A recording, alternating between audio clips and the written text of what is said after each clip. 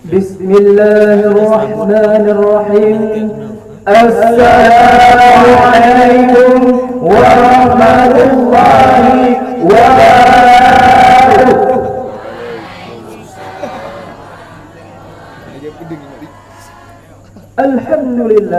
Alhamdulillah rabbil alamin, nasta'inuhu wa nastaghfiruhu wa na'udzu billahi min shururi anfusina ومن سيئات أعمالنا من يهد الله فلا مضل له ومن يضلل فلا هادي له أشهد أن لا إله إلا الله وحده لا شريك له وأشهد أن محمدا عبده ورسوله لا نبي بعده اللهم صل على سيدنا محمد وعلى آله وأصحابه أجمعين أما بعد.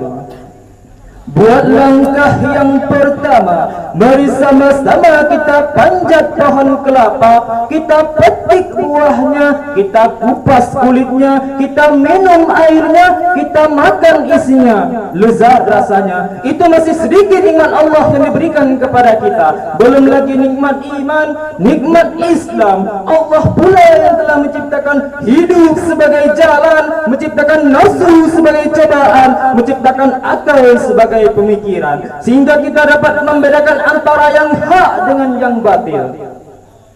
Selanjutnya salawat bertangkaikan salam, mari sama-sama kita panjatkan kepada sang revolusi Islam yang tak pernah gentar dan tak pernah gentir, dan tak pernah gentar terhadap petir, dan tak pernah gentir terhadap guntur. Dewan Hakim yang arif dan bijaksana, ilmuwan pada abad ke-21 sebagai the master science of revolution, yaitu abad penuh kegelisahan, penuh ancaman. Perang antar suku terus menjadi-jadi, resesi ekonomi terus melanda lapisan warga, ledakan penduduk semakin tak terkendali. Akibatnya kehidupan menjadi ancaman bagi kehidupan bangsa. Dan yang lebih parahnya lagi, muncul berbagai penyakit yang hingga saat ini belum ada obatnya. Baik itu penyakit jiwa, penyakit fisik maupun penyakit hati. Kondisi tersebut jelas para hadirin menimbulkan berbagai macam kondisi yang berat bagi masyarakat. Lalu, bagaimana solusi yang ditawarkan Islam untuk masalah hal tersebut? Berdirinya kami di sini pada kesempatan kali ini, tergugahlah hati kami untuk menyampaikan sedikit syarahan yang bertema Hifdzul Qalbi. Kaum muslimin pecinta anything yang dirahmati Allah. Imam At-Tahawi dalam kitabnya Syiarul Alami An-Nubala mengatakan pada halaman ke-190, demi Allah, Allah tidak akan membuat kemenangan bagi orang-orang yang mengakuinya itu suci. Allah Subhanahu wa taala telah menciptakan manusia dengan berbagai macam bentuk. Allah telah menciptakan manusia dengan berbagai macam organ dan fungsinya masing-masing. Fungsi tersebut akan disebut sakit apabila tidak bisa disebut sebagai fungsi. Sakit mata menyebabkan mata tak mampu melihat, sakit tangan menyebabkan tangan tak mampu memegang. Begitu pula dengan penyakit hati. Hati tak bisa melaksanakan fungsi khasnya, yaitu ma'rifah, taufik, hidayah, cinta kepada Allah dan menyerahkan diri kepadanya. Dan tidaklah aku ciptakan jin dan manusia kecuali hanya untuk menyembahku. Wa ma khalaqtul jinni wal insa illa liya'budun. Kaum muslimin, kaum muslimat, calon penghuni surga insyaallah. Disebut hati karena cepat berubahnya. Disebut hati karena bagian yang sangat penting bagi manusia. Apabila hati itu baik, maka baik pula seluruh amalannya. Apabila hati itu buruk, maka buruk pula seluruh amalannya. Rasulullah SAW bersabda yang diriwayatkan oleh Imam Bukhari, Sesungguhnya dalam diri manusia itu ada segumpal daging, yang mana bila ia baik maka baik pula seluruh amalannya, dan apabila ia buruk maka buruk pula seluruh amalannya. Gumpalan daging itu ialah hati.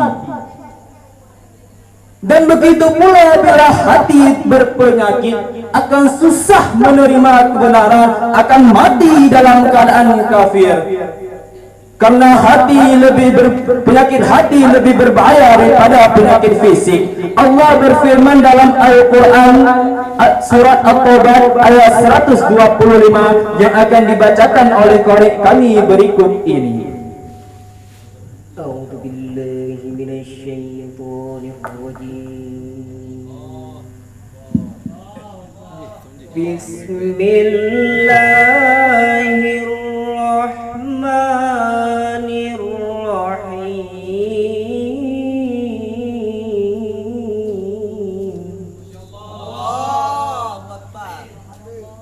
وَأَمَّا الَّذِينَ فِي قُلُوبِهِم مَّرَضٌ فَزَادَتْهُمْ رِجْسًا إِلَى رِجْسِهِمْ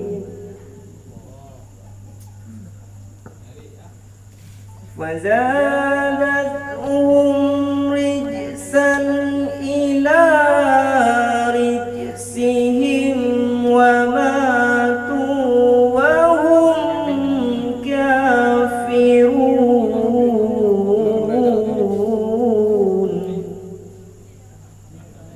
Hamba bernaung kepada Allah dari godaan syaitan yang terkutuk dengan menyebut asma-Mu ya Allah, yang maha pengasih pelimpah kasih, yang maha penyayang pencurah kasih sayang. Orang-orang yang ada di dalam hati mereka penyakit, maka dengan surat itu bertambahlah kekafiran mereka di samping kekafirannya yang telah ada, dan mereka mati dalam keadaan kafir. Dewan Hakim yang arif dan bijaksana, Imam Al-Ghazali pernah berkata, penyakit hati itu bagaikan penyakit sopak pada seseorang yang tak memiliki cermin. Bayangkan bagaimana orang mengetahui penyakit sopak apabila ia tidak memiliki cermin. Penyakit hati sangatlah berbahaya daripada penyakit fisik. Penyakit fisik mudah kita dapati, mudah kita rasa, dan mudah kita obati. Beda dengan penyakit hati. Penyakit hati susah kita dapati, susah kita rasa, dan susah kita obati. Dan penyakit hati pula berbagai macam bentuknya.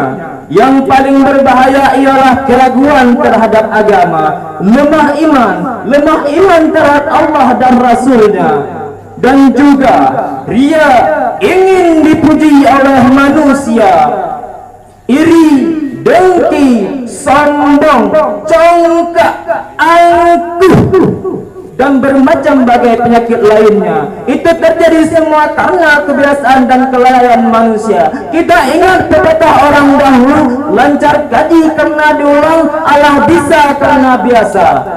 Habit like water flowing from upstream to downstream. Kaum muslimin pecinta anything yang dirahmati Allah,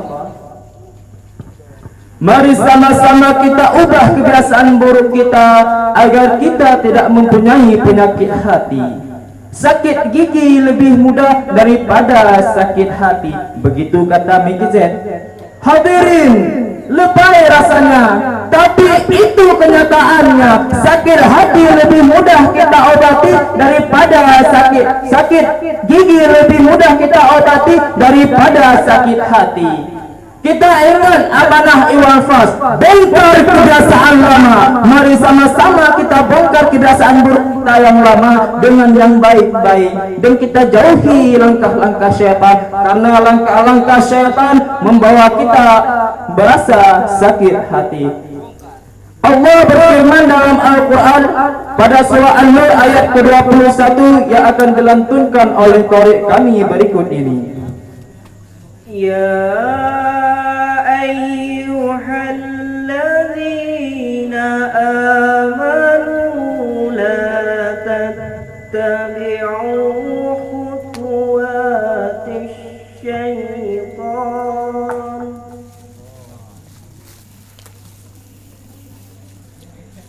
wa man yattabi' khutuwatis syaitan fa innahu ya'muru bil fahsya'i wal munkar walaula fadlullahi 'alaikum wa rahmatuhu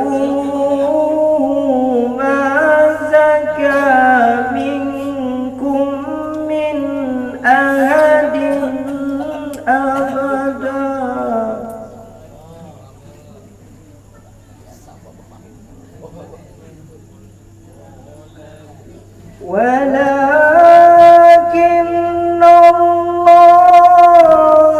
yuzakki man yasha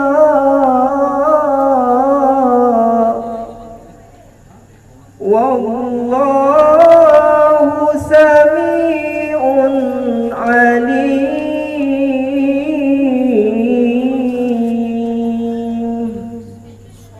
Sadaqallahul azim. Hai orang-orang yang beriman, janganlah kamu mengikuti langkah-langkah syaitan. Barang siapa yang mengikuti langkah-langkah syaitan, sesungguhnya syaitan itu menyuruh mengerjakan perbuatan keji dan mungkar. Sekiranya tidak karena karunia Allah dan rahmatnya kepada kamu sekalian, niscaya tidak seorang pun bersih selama-lamanya. Tetapi Allah membersihkan siapa yang dikehendakinya, dan Allah maha mendengar lagi maha mengetahui. Maha benar Allah atas segala firman-Nya. Kaum muslimin, kaum muslimat, seiman, seagama dan seakidah, mungkin dapat kita simpulkan bahwasannya penyakit hati tidak patut kita remehkan. Lalu bagaimana solusinya? Islam mengajarkan kita agar menuntut ilmu, berzikir, berdoa kepada Allah agar selalu dijaga hati kita untuk taat kepadanya. Allahumma sabbit qulubana ala dinika wa ala ta'atika wa ala mahabbati rasulik. Mungkin hanya ini yang dapat kami sampaikan. Kalau ada semut di ladang, boleh kita menumpang mandi. Kalau ada penampilan kami yang enak dipandang, itu semua karena ilahi. Kalau ada jarum patah, jangan disimpan ke hati. Kalau ada kata-kata kami yang salah, jangan kami dilapor ke polisi. Nenek-nenek bawa kayu, nice to meet you. Assalamualaikum warahmatullahi wabarakatuh.